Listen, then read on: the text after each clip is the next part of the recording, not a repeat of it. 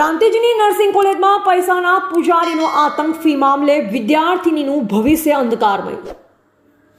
સાબરકાંઠા જિલ્લામાં શિક્ષણને વેપાર બનાવી દેતી ઘટનાઓ અવારનવાર સામે આવતી રહે છે, પરંતુ સાબરકાંઠાના પ્રાંતિજની ચિત્રીની નર્સિંગ કોલેજમાં જે બન્યું છે તે શિક્ષણ જગતને શરમજનક બનાવે છે।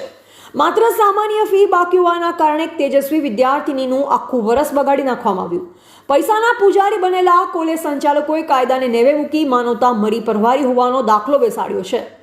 ચેક સ્વીકારવાનો ઇનકાર, નર્સિંગનો અભ્યાસ કરતી ગ્રામીણ વિસ્તારની વિદ્યાર્થીની પરીક્ષાની પૂર્વ સંધ્યાએ બાકી ફી ભરવા માટે ચેક લઈ કોલેજ પહોંચી। આર્થિક રીતે સક્ષમ ન હોવા છતાં તે પોતાના શિક્ષણ ચાલુ રાખી શકે તે માટે તેણે પ્રયાસ કર્યો, પરંતુ કોલેજના જવાબદારોએ રોકડ સિવાય અન્ય કોઈ પણ માધ્યમથી ફી સ્વીકારવાનો સ્પષ્ટ ઇનકાર કરી દીધો।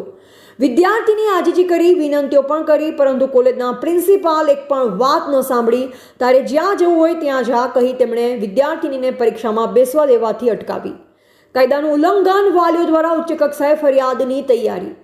શિક્ષણના અધિકારનું ખુલ્લેઆમ ઉલ્લંઘન કરી કોલેજે એક વિદ્યાર્થીનીના સપનાઓ તોડી પાડ્યા છે। આ ઘટનાએ જિલ્લામાં ફી માટે વિદ્યાર્થીઓના શોષણનો મુદ્દો ફરી એકવાર ચર્ચામાં લાવી દીધો છે। જ્યાં શિક્ષણનો ધંધો નહીં પણ સમાજ સેવાનું માધ્યમ માનવું જોઈએ, ત્યાં આ પ્રકારની ઘટનાઓ ખરેખર ચિંતાજનક છે।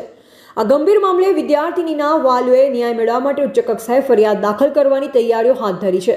હવે જોવાઈ રહે છે કે વહીવટીતંત્ર અને રાજ્ય સરકાર આ કાયદાનું ઉલ્લંઘન કરનારી કોલેજ સામે કોઈ નક્કર કાર્યવાહી કરશે કે પછી આવી સંસ્થાઓને છાવરી સમાજમાં આવા કૃત્યોને પ્રોત્સાહન મળશે। શિક્ષણના નામે ચાલતી આ વેપાર વૃત્તિ સામે સરકાર કડક પગલાં ભરે તે સમયની માંગ છે। એવા રાજકમલસિંહ પરમાર, ભારતની અસ્મિતા, સાબરકાંઠા।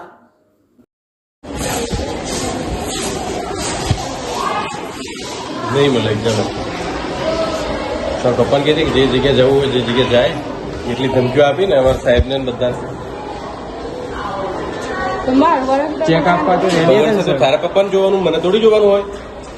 તમે 20 તારીખ આપી, 20 તારીખ આપી ને 20 તારીખ આપી, મારા ઉપર લઈને મેં તમને ફોર્મ ભરવા દીધું કે મારા માથે ટ્રસ્ટી શું કીધું કે 20 તારીખ આપે તો પ્રિન્સિપલ જોડેથી પૈસા લઈ લેવાના। તો કોના માથે લીધું મેં? મારા માથે। અને તાર પપ્પા અહીંયા બોલીને ગયા જબરજસ્ત, મને કહે કે તમે બોલાયા। અરે તમે ફોન કર્યો એટલે મેં કીધું કે તમે કોલેજ આવીને વાત કરો, ફોન ઉપર આવી માથાકૂટ ના થાય।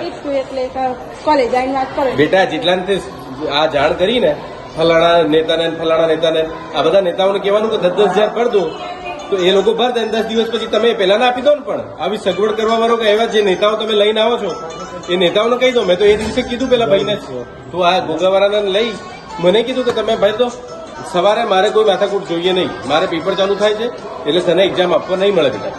હું તને બેટા કહીને સંબોધિત કરું છું, તું વાત સમજી જા, બહાર જા, વાત પૂરી। ઓકે, બીજી કોઈ વાત નહીં થાય। સર લેખિતમાં લખીને આપી દો બસ। લિખિતમાં કોઈ વસ્તુ નહીં મળે, તાર જે જગ્યાથી જીઆર લાવવું હોય તાર લઈ દેજે। ઓકે, તો એક્ઝામ પતાવતા સુધી મારી બેન અહીંયા રહેશે। હા તો બેસાડે ને, મારે ઓફિસમાં બેઠો, હું વાંધો છું।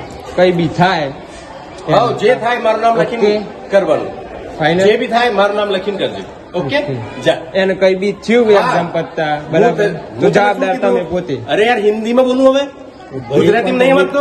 મારું નામ લખીને જે કરવાનું હોય કરજે, આટલી ગેરંટી હું લઉં છું ને। જા બેસી જા।